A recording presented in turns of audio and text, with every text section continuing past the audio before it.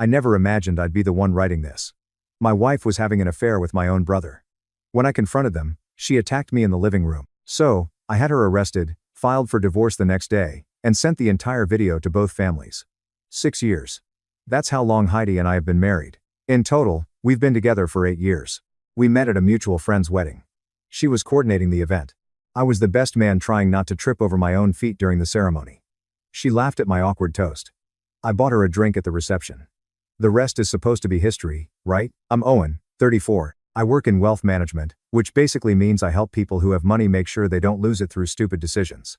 The irony isn't lost on me now. I spent my days analyzing risk, spotting red flags in financial portfolios, building contingency plans. Should have applied those skills to my own life sooner. Heidi was an event coordinator. Good at her job. Long hours.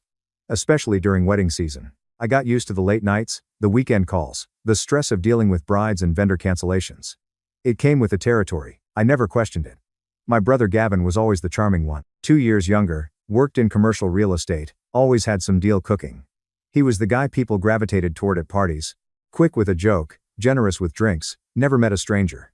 I bailed him out more times than I could count. Rent money, car payments. That time he got in over his head with a bad investment. Family's family, right? Yeah, about that. It started small. Maybe 3 months ago. Heidi got different. Not overnight. Gradual, like a tide going out so slowly you don't notice until you're standing on dry sand. She was on her phone constantly. Not unusual for her line of work, but the way she angled it away when I walked by, that was new. She'd get a text and her whole body would tense. Then she'd disappear into the bathroom to respond. When I asked who it was, she'd say just a client or venue drama and change the subject. The late nights got later. Dinner meetings that stretched past midnight. Emergency vendor calls at 10 p.m. Setup runs on Sundays. I'm not a jealous guy, never have been, but patterns are patterns, and these didn't add up. Then came the fights. Out of nowhere, I'd forget to text her back within an hour, and suddenly I was inconsiderate and never thought about her. I left dishes in the sink and it became a referendum on our entire relationship. I worked too much. I didn't appreciate her. I was boring. That last one stuck with me. Boring. 2 weeks ago, she picked a fight because I didn't want to go out on a Thursday night.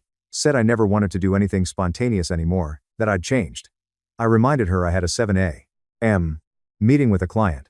She slammed the bedroom door and didn't speak to me for 2 days. Classic deflection. I see it in my work all the time. People picking fights to justify something they've already done. Last Friday, she said she had to meet a bride for a venue emergency. Last-minute crisis might take a few hours. She put on the black dress she usually saves for client meetings. The expensive perfume, full makeup for an emergency at 8 p.m. I watched her leave and something in my gut twisted. I'm a logical person. I deal in data, but sometimes your instincts scream louder than spreadsheets. I waited 20 minutes. Then I got in my car. She said the venue was the Ashford estate across town. I drove there first.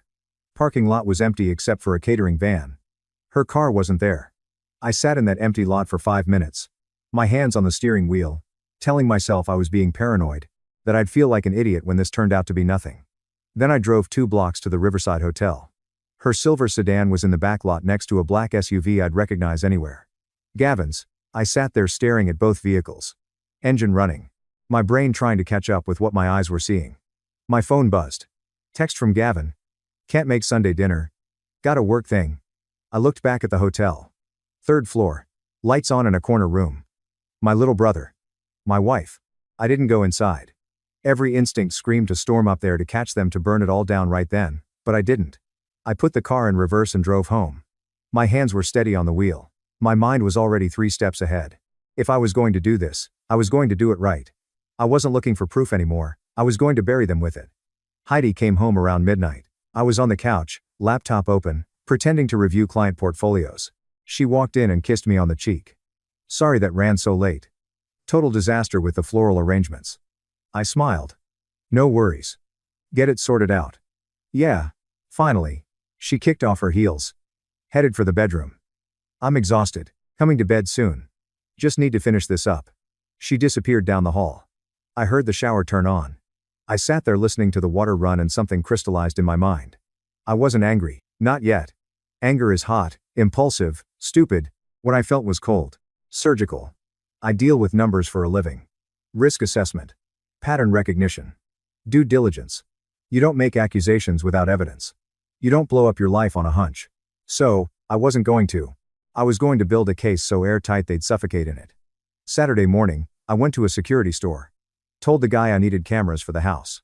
Neighbor got broken into. Wanted peace of mind. He set me up with a 3-camera system. Living room, kitchen, front entryway, discreet, cloud backup, motion activated. I installed them that afternoon while Heidi was out getting her nails done. Positioned them perfectly. Told her about it when she got home. Just want us to be safe, I said. With all the break-ins lately, she barely glanced at them. Good idea. That's when I knew. If she'd been innocent, she would have asked questions.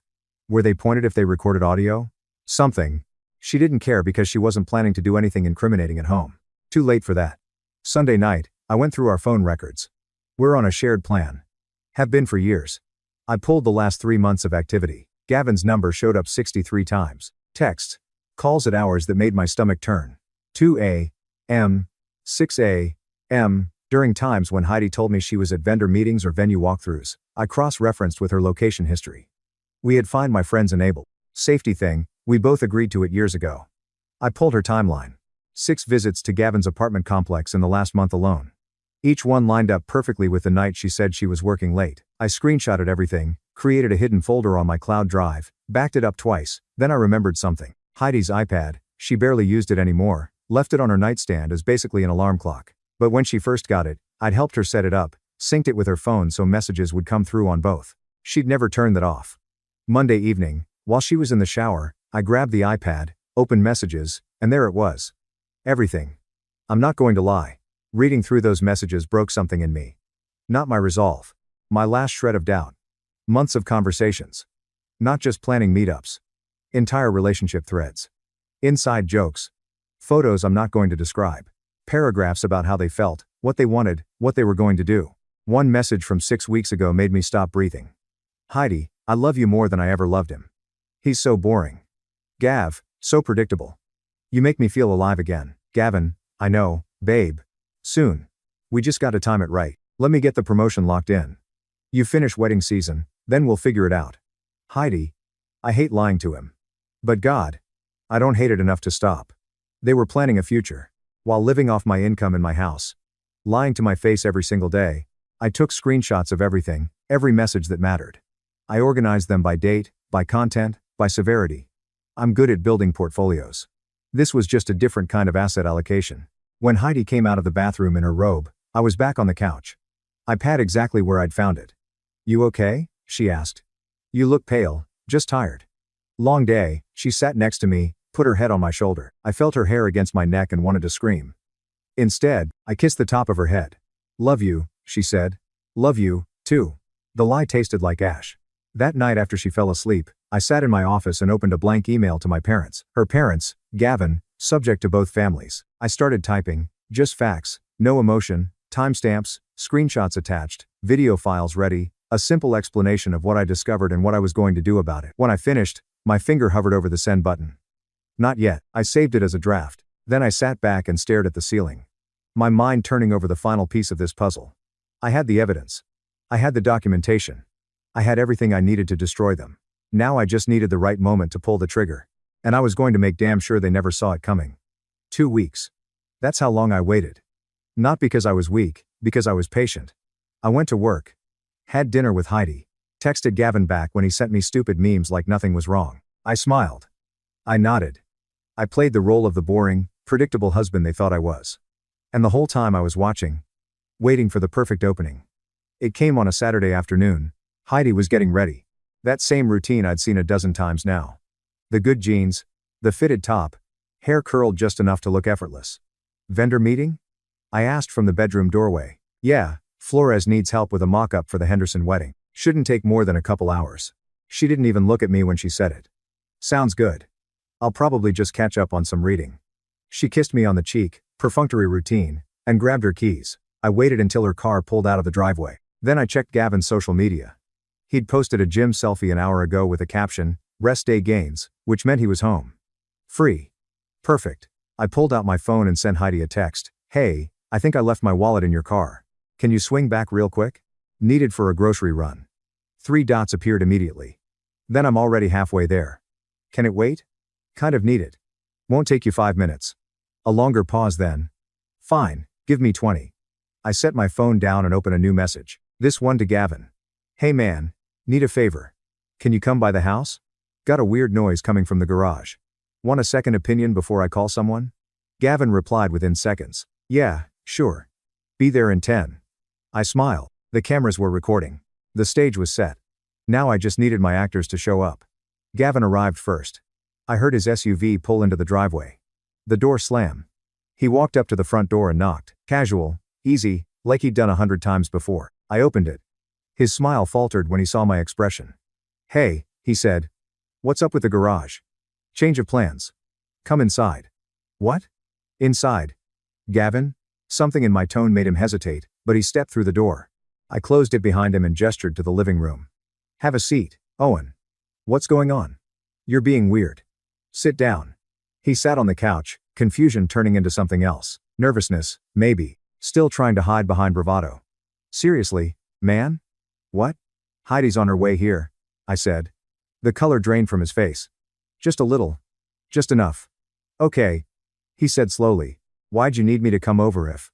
Because I wanted you both here. At the same time. Silence.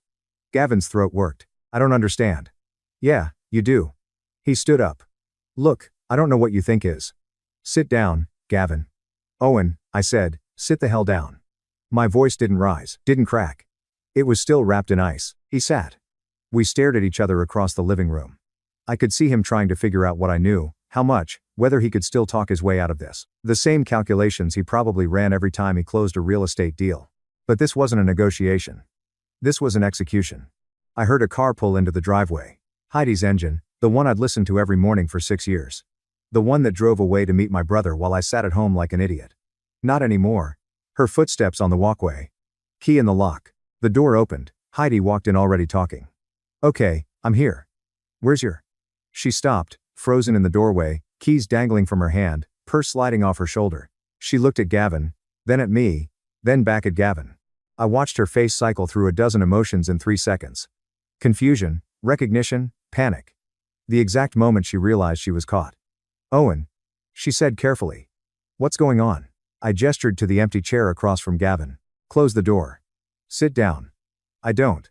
Close the door. Sit down. Her hand trembled as she pushed the door shut. She didn't sit. Just stood there trapped between the exit and the bomb she didn't know had already detonated. Owen, whatever you think, I'm going to give you one chance, I said.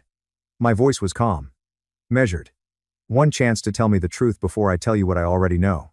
Gavin stood again. Man, I think there's been some kind of shut up, Gavin. I'm talking to my wife. I turned back to Heidi. Her eyes were wide, mascara perfect. The same face I'd woken up next to for 6 years.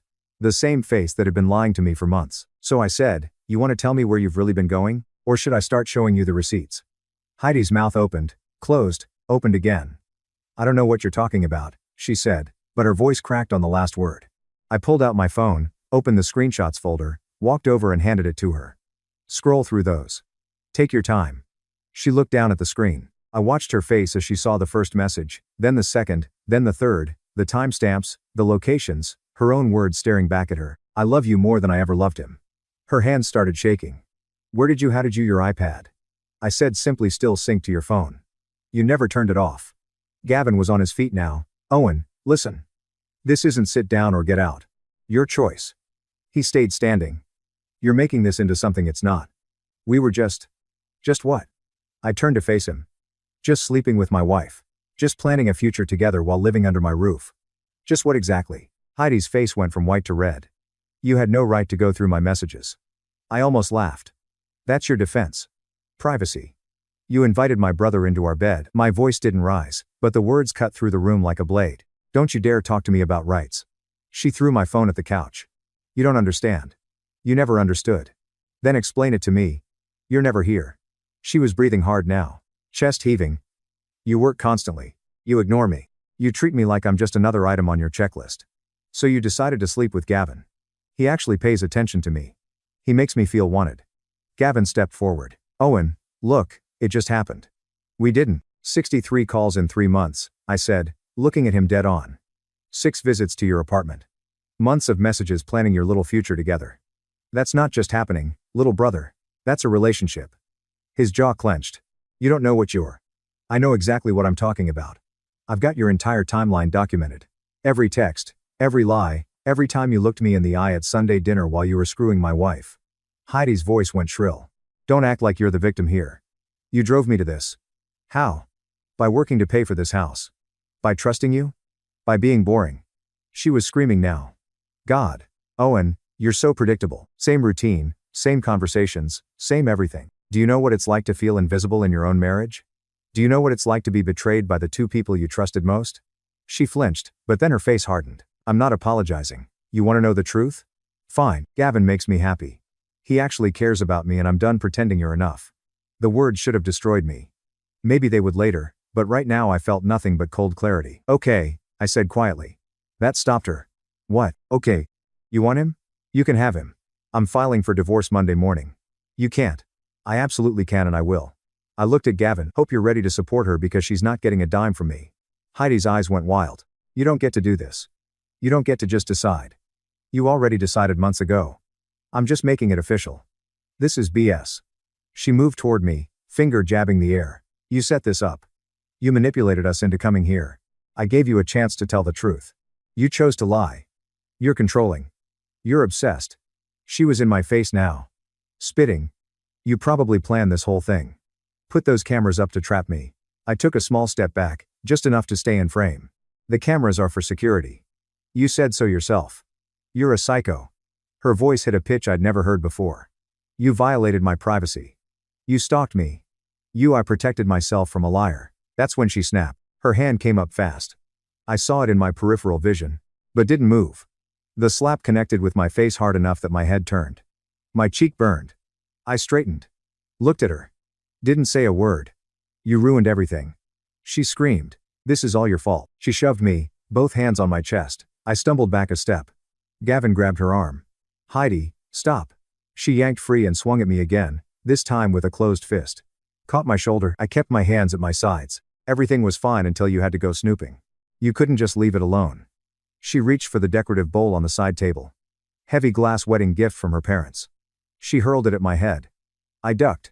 It shattered against the wall behind me, pieces exploding across the hardwood and through it all. I stood there, calm, hands visible, not fighting back.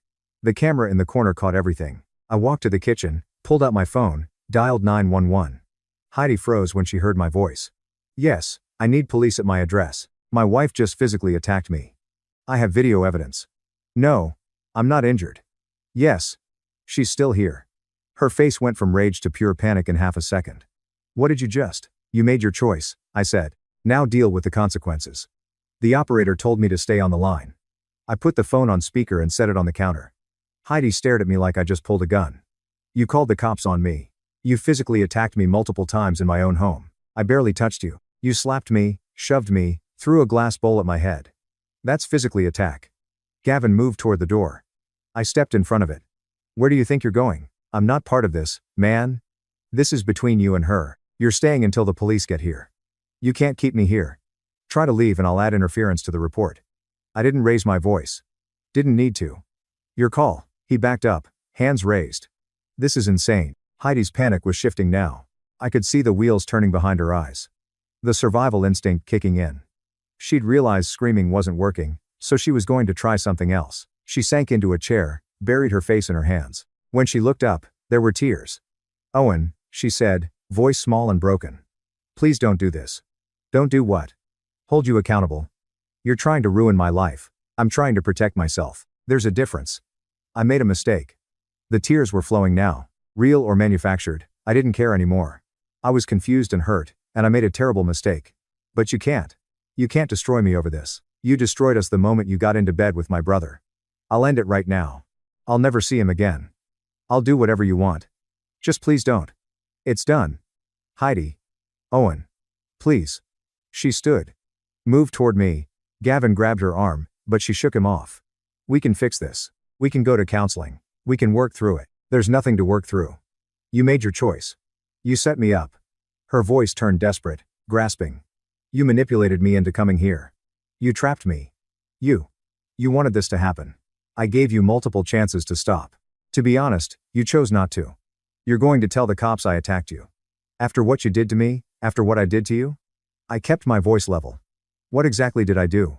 Install security cameras in my own house? Check phone records on a plan I pay for? Read messages you left on a device in our bedroom? You violated my trust. You violated your marriage vows. She opened her mouth to respond. But sirens cut through the air outside. Red and blue lights flickered through the front window. The color drained from her face. Owen, don't. Please don't do this. I walked to the door. You should have thought about consequences before you threw that bowl. 2 officers approached the porch. I opened the door before they knocked. Evening officers. I'm Owen. I called. Sir, can you tell us what happened? I explained calmly. Confronted my wife about an affair with my brother. She became violent. Slapped me. Shoved me. Threw an object at my head. I have video evidence from my home security system. Heidi was behind me now. That's not what happened. He's lying. He manipulated the whole situation. The younger officer looked at her, then back at me. You said you have video. I do, the cameras caught everything. I can pull it up right now if you need to see it. The older officer stepped inside. Let's take a look. I opened my phone, accessed the cloud storage, found the footage from 15 minutes ago. Hit play. The officers watched in silence. Heidi screaming, her hand connecting with my face. The shove. Me stepping back, hands visible at my sides, never retaliating. Gavin trying to intervene. The bowl shattering against the wall. When it ended, the younger officer looked at Heidi. Mom. Did you strike him? He provoked me. He set this whole thing up to make me look. Did you strike him? Her mouth worked. Yes. But. And did you throw that bowl? She looked at the shattered glass still scattered on the floor. Yes, but you don't understand. Ma'am, I need you to turn around and put your hands behind your back. What? No. You can't. This isn't. Ma'am, you're being detained for domestic physically attack. Turn around. This is BS. She backed away from the officer. He's the one who violated my privacy and trapped me. And ma'am, turn around now or we'll add resisting to the charges. Heidi looked at me, desperation, turning back to rage. You're going to regret this. I'll take everything from you. The house, the money, everything. You hear me? I met her eyes. Said nothing. The officer guided her hands behind her back. The cuffs clicked into place. Do you want to press charges? The older officer asked me. I didn't hesitate. Yes. Heidi's face crumpled. Owen, please. You have the right to remain silent, the officer began. She was still screaming as they walked her to the patrol car. Threats, accusations, promises of revenge. Her voice carried through the open door until it was muffled by the closing of the car door. I watched through the window as the vehicle pulled away. Red lights disappearing down the street. The house went quiet. Gavin was still standing in the living room, looking like he just watched the car crash. Owen, I get out of my house. Man. I'm sorry. I never meant for. Get out. He stared at me for a long moment. Then he grabbed his keys and walked to the door. Stopped at the threshold. Are you going to tell Mom and Dad? I looked at him. My little brother, the guy I'd helped through college. Lent money. Too. Defended when he screwed up. What do you think? He flinched, nodded once, and left. I locked the door behind him, stood in the silence of my home, glass still shattered on the floor. The faint smell of Heidi's perfume lingering in the air. I walked to my office, sat down at my computer, opened the email draft I'd written 2 weeks ago, read through it one more time, attachments ready, video files uploaded, screenshots embedded, my finger hovered over the send button. Then I clicked it. The email went out to both sets of parents, to Heidi's sisters, to Gavin. Subject to both families. I sat back in my chair and waited for my phone to explode. It took less than 3 minutes. My mother called first. I let it ring, then my father, then Heidi's mother. All within 5 minutes of each other. 12 missed calls in the first hour. I turned my phone on silent and poured myself a drink. Sat on the couch and waited. Around midnight, my father showed up at the door. I let him in. He didn't say anything at first. Just looked at the shattered glass still on the floor. The empty house. Me sitting there with a whiskey in my hand. Did she really? He stopped. Started again. Is the video real? Every second of it. He sat down heavily in the chair across from me. Aged 10 years in front of my eyes. And Gavin? Months, maybe longer. I stopped counting. Jesus Christ. He put his head in his hands. Your mother's devastated. I'm sorry she had to find out this way. Are you? He looked up. You sent that email to everyone. You wanted them to know. I wanted them to see the truth. Yes. He was quiet for a long time. Then what do you need from us? Nothing. I just need you to know I didn't do this lightly. I know you didn't. He stood, walked over, put his hand on my shoulder. Your brother, we're handling it. He won't be welcome at the house for a long time. Maybe ever. I nodded. Didn't trust myself to speak. After he left, I finally checked my phone. Text from my mother. Just 4 words. I'm so sorry, sweetheart. Nothing from Gavin. Nothing from Heidi's family except one message from her older sister. You're a vindictive word and I hope you rot. I deleted it and went to bed. Monday morning, I met with a lawyer. Brought everything. Messages, location data, police report, video footage. The arrest record had already been filed. She looked through it all with the detached efficiency of someone who'd seen worse. This is pretty clear cut. Adultery, domestic violence conviction pending. You'll keep the house. It's in your name. You own it before marriage. Assets will split, but you'll come out ahead. What about alimony? With her physically attacked charge and the documented infidelity, you won't pay a cent. I filed that afternoon. Dissolution of marriage. Irreconcilable differences. The legal term felt too clean for what had happened, but it would do. The fallout was nuclear. Heidi's domestic violence charge stuck. Misdemeanor physically attack.